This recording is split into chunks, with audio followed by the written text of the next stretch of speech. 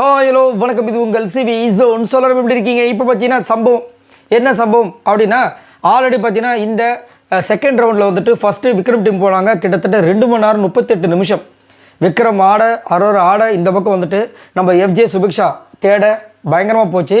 ஆனால் ஓரளவுக்கு 4 பாட்டு கண்டுபிடிச்சாங்க. 2 மணி நேரம் 38 நிமிஷம். அதுக்கப்புறம் நம்ம விஜய் பார்வதி அண்ட் கமருதீன் போனாங்க. இது வரைக்கும் அந்த டைமிங்கை பற்றி சொல்லவே இல்லை. ஆனால் வெளியில் வந்து சோஷியல் மீடியா வந்து 20 நிமிஷம் 28 நிமிஷம் 30 நிமிஷம் 40 நிமிஷம் போட்டு தள்ளுறாங்க. அதை வந்து அவர் சொல்லும்போது நம்மளுக்கு தெரியும். சரிங்களா? அடுத்தது இப்போ ஆனால் 5 பாட்டு கண்டுபிடிச்சிட்டாங்க. செம்மையாக இருந்துச்சு. ஆனால் ஏதோ ஒரு கோல்மால் பண்ணுவாங்களோ அப்படின்ற மாதிரி தோணுது. ஏன்னா இது வரைக்கும் பிக் பாஸ் எதுவுமே சொல்லவே இல்லை. ரைட், இப்போ 3வது டீமாக வந்துட்டு யார் உள்ளே போகிறாங்கன்னா, நம்மளுடைய அமித் அவர்களுடைய டீம். யார் உள்ளே போக போகிறாங்க, டான்ஸ் பண்ண போகிறாங்கன்னு பார்த்தா ரொம்ப சர்ப்ரைசிங்காக அமித் அவர்களும் திவ்யா அவர்களும். திவ்யாவுக்கு சுத்தமாக டான்ஸே வராது. சாண்ட்ரா போயிருந்தால் கூட ஓகே. எப்படி இதை வந்து சூஸ் பண்ணாங்கன்னு சத்தியமாக எனக்கு புரியல. மேபி சாண்ட்ராவும் வினோத்தும் உள்ளே போயிட்டு அமித் அவர்களும் திவ்யாவும் கூட வெளியே இருந்திருக்கலாம். ஆனால் இவங்க வந்துட்டு இந்த மாதிரி வந்து போயிருக்காங்க. அங்கே போயிட்டு ஆனால் வந்துட்டு ஃபஸ்ட்டு வந்து அழகு நீ நடந்தால் நடை அழகு அந்த பாட்டுக்கு வந்து செம்மையாக கண்டுபிடிச்சிருங்க. ஏன்னா ரஜினி சாரோட இது போட்டு அப்படி நடந்தாவே கண்டுபிடிச்சிருவாங்கல்ல.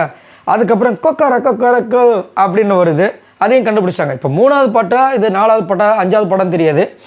அந்த டைமில் வந்துட்டு ஏதோ ஒரு சாங் போகிறாங்க. இவங்க கத்தவிட அவங்க எல்லாருமே சேர்ந்து கலாய்க்கிறாங்க. ஏன்னா அவங்க வின் பண்ணோம். இவங்க பாட்டு சீக்கிரமாக கண்டுபிடிச்சிட்டாங்கன்னா இப்போ வந்து விக்ரம் டீம் செகண்ட் வர முடியாது. இப்போ ஏன்னா ஃபஸ்ட்டு செகண்ட் தேர்டுக்கு வந்துட்டு பாயிண்ட்ஸ் இருக்குது.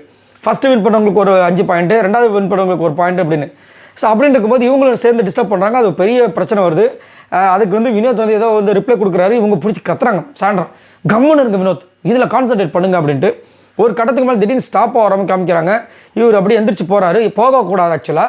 போகிறாரு, போயிட்டு வெளியே போகிறாரு. நம்ம எஃப்ஜியும் கூட வராரு. பிக் பாஸ் கிட்ட கம்ப்ளைண்ட் பண்ணுறாரு. பிக் பாஸ் இவர் ஆக்டிவிட்டி ஏரியா வரைக்கும் வராரு, இதை கொஞ்சம் கவனிங்க அப்படின்னு. கூடயே வந்து நம்ம கமருதீன் வராப்பில் திரும்ப போகிறாங்க. திரும்ப உட்காந்துறாங்க. திரும்ப உட்காந்ததுக்கப்புறம் எல்லாரும் சேர்ந்து கலாய்க்கிறாங்க.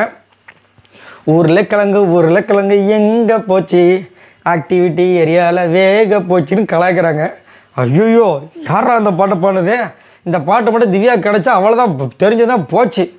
யாரை உருளைக்கிழங்கு கலாய்க்கிறீங்கன்னு சொல்லிட்டு அது ஒரு பெரிய பிரச்சனையாக போகுது. ஆனால் அவங்க நார்மலாக வந்து கலாய்ச்சிருக்காங்களா இல்லை திசை திருப்பறதுக்காக வேறு பாட்டை பாடுவோன்னு நினச்சி பண்ணாங்களான்னு தெரியல.